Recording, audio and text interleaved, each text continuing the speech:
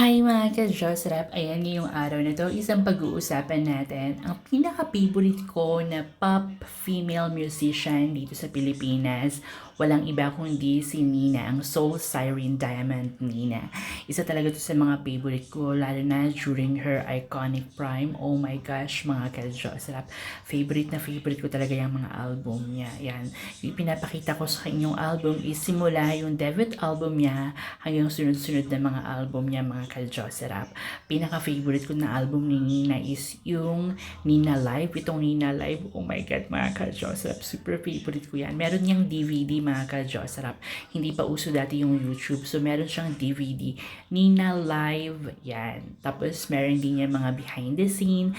Kumita lang naman yung Nina Live ng 10 times platinum, mga ka-Joserap. So, 300,000 yon.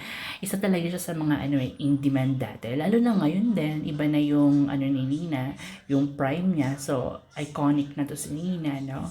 Tapos yung paano niya kantahin yung mga kanta, napakaganda. Ito namang album na yan, yan yung soundtrack ng palabas ni Richard, pati ni Angel Lucena, I Will Always Love You. Tapos yung commercial, siya rin yung kumanta dun sa Goldilocks. Ito yung mga kanta ni Barry Manilow.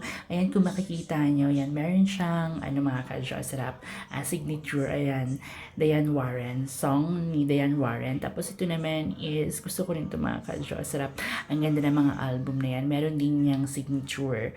Tapos ito yung karaoke ni Nina. Kung gusto nyo mapakinggan yung mga album ni Nina, meron na sa YouTube kasi hindi na kayo talaga makakakita ng mga ganitong klaseng album, no? Super hirap na. Pero na lang kung ibebenta ng mga collectors sa inyo, bibitawan nila yung mga collection nila dahil wala na po mga physical store na nagbebenta sa mga mall.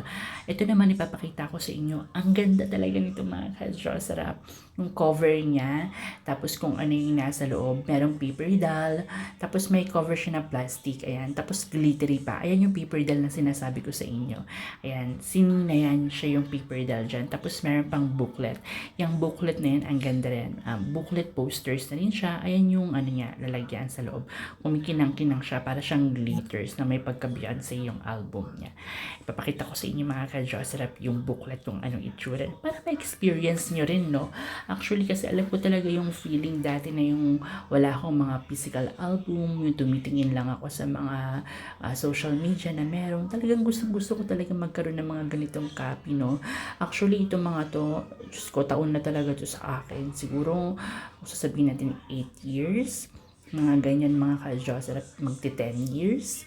Masyado nang matagal talaga. Hindi ko na dekada na talaga. Mahigit dekada na. Ito naman yung pinaka-collector's items ni Nina. Nakita niya yan. Nandiyan yung mga picture niya. Ang ganda nito mga ka-Josrap. 4 na CD niya. Nandiyan yung mga music video. Tapos yung mga kanta niya na greatest hits. Meron din karaoke. Ayan, nakikita niyo yung mga picture ni Nina. Sobrang ganda nito. Tapos meron pa siya ditong mga booklet din. Tapos lahat ng album niya nandyan kung ilan yung kinita. Or yung kinita, yung ibig sabihin kung ilang platinum, mga ganyan.